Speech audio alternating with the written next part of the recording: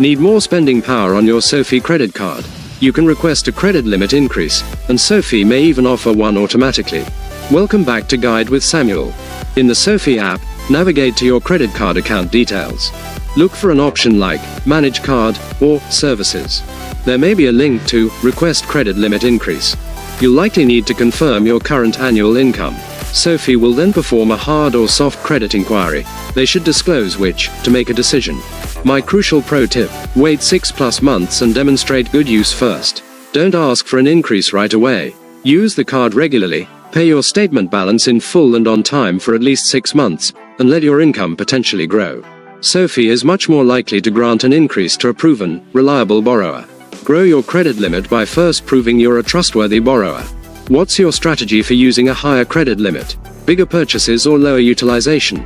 For more guides on building credit health, hit subscribe. Thanks for watching. I'm Samuel, and I'll see you next time.